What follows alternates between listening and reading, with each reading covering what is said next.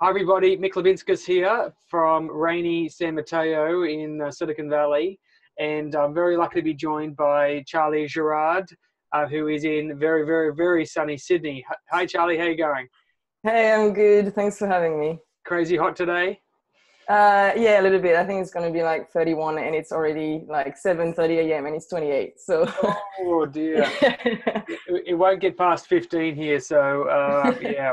Um, Thank you so much for giving up some time again for She's Building a Robot, the book. Again, we just want to share as many really good stories, and you have a very interesting career in technology. But I'd love to start by bringing you right back. Do you remember your first ever interaction with a computer?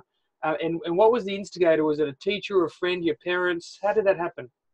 Um, I think um, I think when you're a kid and you can buy like these like toy computers that can do like only one thing. I think at the time when I was a kid, I kind of really wanted that as a present, but I didn't really know like how much it could do. To me, it was just like a toy that you would get for Christmas. Yeah. But I think as well as my when my dad was going to work, sometimes he was coming back with, it wasn't really a mobile phone. I don't even remember the name. It was like when tablets were not a thing. They were Yeah. like a PDA or something like that, and I Oh, was just playing games on it.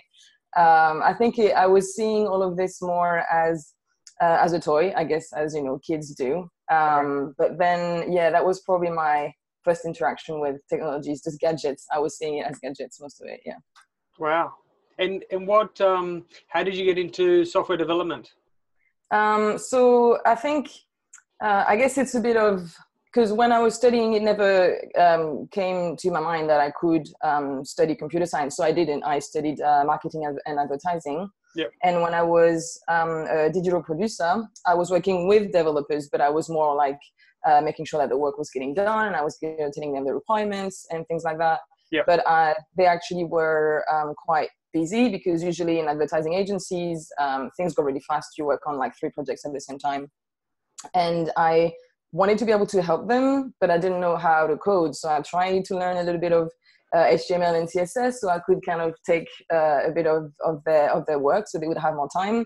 But I quickly realized that it was hard to learn to code outside of work when you already have a 9 to 5 job, and also you don't know where to start. Even if you Google, you don't know yet what to Google.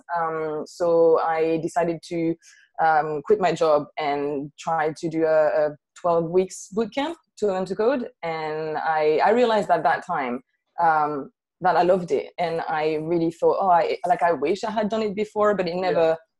I think when you're younger, you do have this image of, this is too hard for me, I can't do this. And you think that, if I'm not good at math, then it means I won't be a good engineer. Whereas I think it has kind of like nothing to do with that.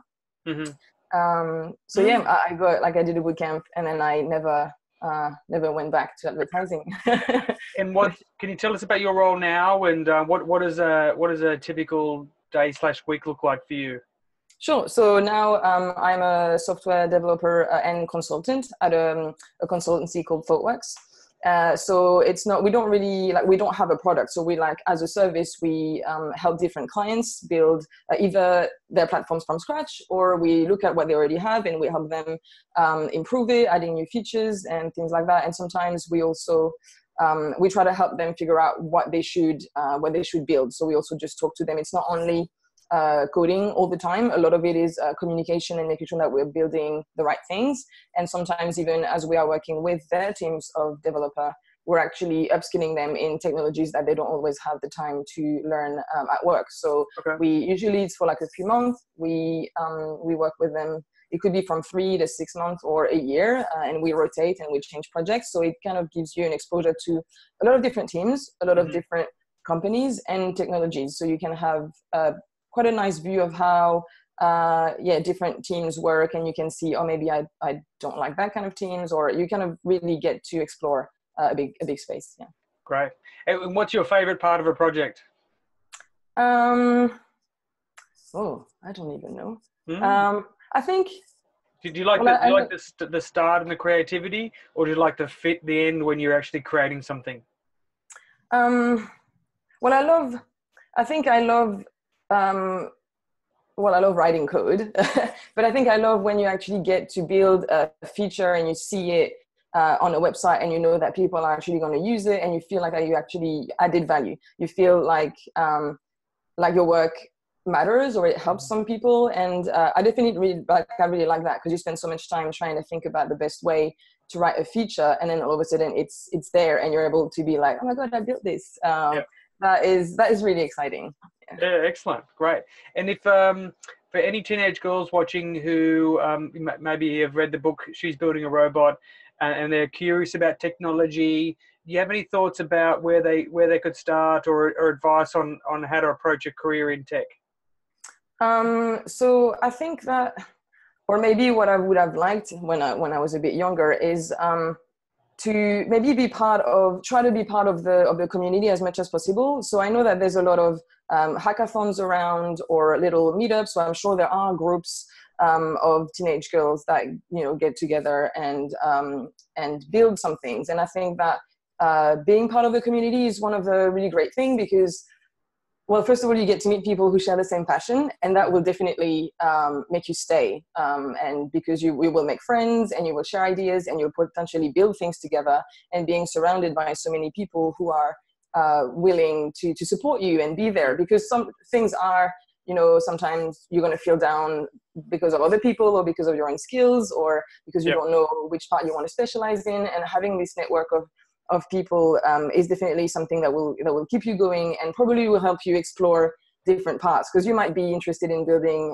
a phone, like a mobile app, but maybe somebody else is building a robot, and you're like, oh, well, maybe I'll switch to that. And you also get to explore how huge this industry is, and how exciting it is as well. Fantastic. That's really great. I really appreciate that. And maybe in the upcoming future, you can actually use your software development skills on building some robots. So that might be a lot of fun. So, yes. Charlie, thank you so much for your time today. I'll let you get back to the warm weather in Sydney and writing lines of code that make people happy. Yeah. And we really appreciate you sharing a story with us at shesbuildingarobot.com. Thank you.